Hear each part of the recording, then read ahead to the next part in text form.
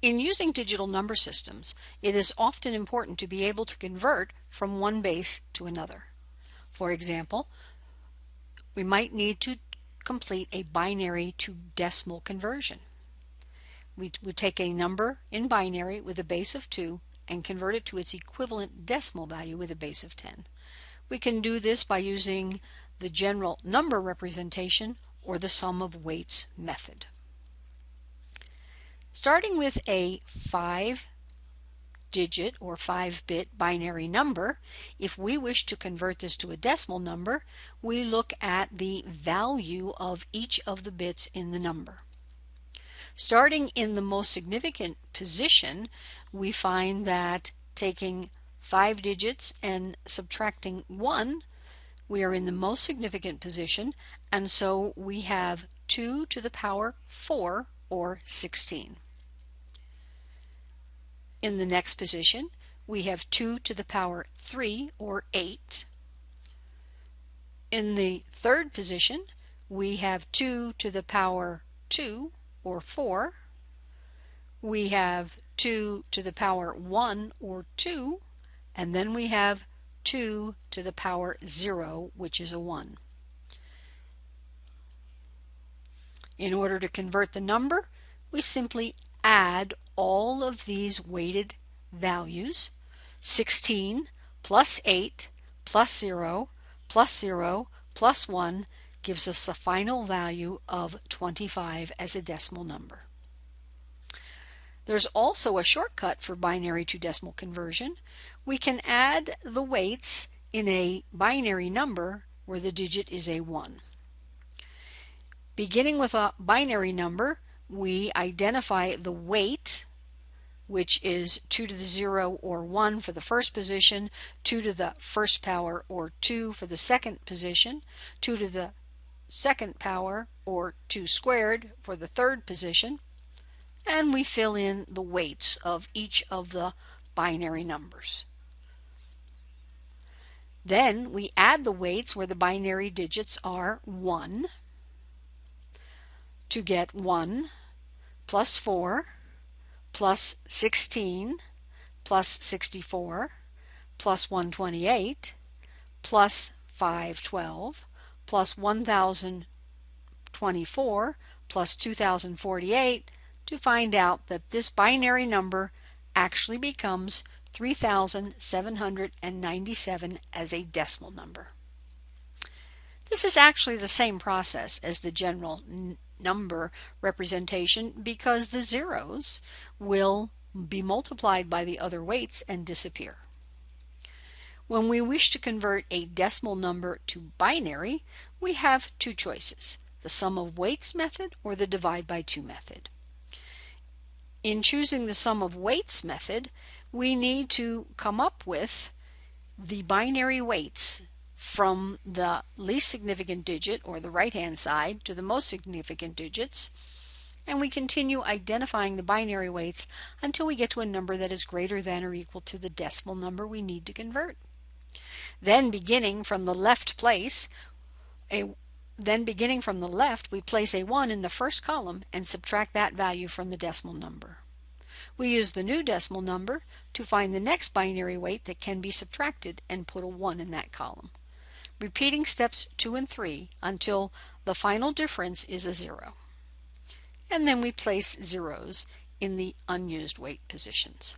For example, to take the number 397 as a decimal number and convert it to binary, we place the binary weights 1, 2, 4, 8, 16, 32, 64, 128, 256, and 512. 512 is larger than 397, so now we can place a 1 in the position of 256.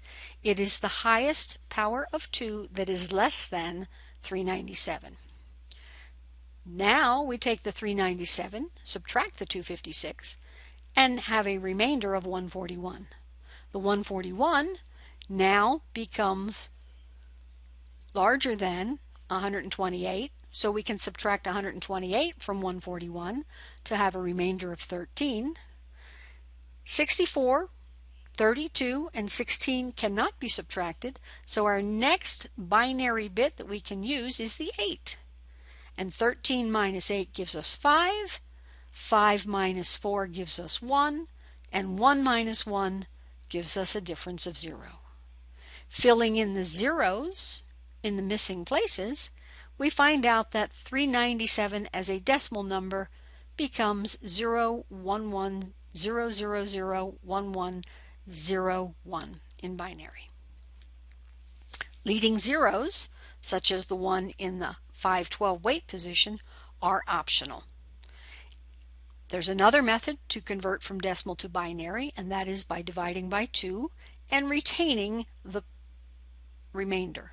Divide the decimal number by 2, keeping track of the quotient and the remainder. Continue the process until the quotient is 0. The last remainder is the most significant bit. The first remainder is the least significant bit of the binary number. For example, convert the number 19 in decimal to a binary number. Identifying the quotient and remainder, divide 19 by 2 gives us a quotient of 9 and a remainder of 1.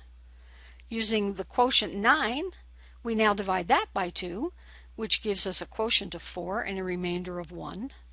The 4 divided by 2 gives us a quotient of 2 and a remainder of 0.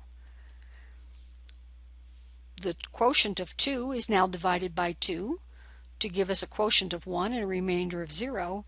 1 divided by 2 gives us a quotient of 0 and a remainder of 1.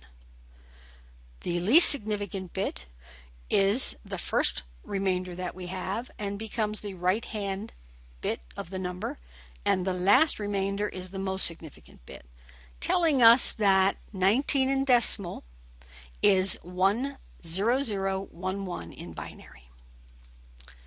To convert hexadecimal to binary, we simply take the hexadecimal numbers and convert each hexadecimal number into its binary equivalent and combine them. So 3A9 as a hexadecimal becomes 001110101001 as a binary number. If we wish to convert a binary number to hexadecimal, we simply group the bits in groups of 4, starting from the least significant bit, or the one on the far right. Convert each group of 4 bits to its hexadecimal equivalent. As an example, if we take 111101010000000110 in binary and convert that to hexadecimal, the first step is to break it into groups of 4, starting from the right-hand side. And then each group of 4 is converted to a hexadecimal equivalent. 0110 is 6, all zeros is 0, 1010 is A, or 10, and 1111 is F, or 15. So the binary number we started with is converted to FA06 as a hexadecimal number. So we have found that it is easy to convert from binary to hexadecimal, from decimal to binary, and from binary back to decimal.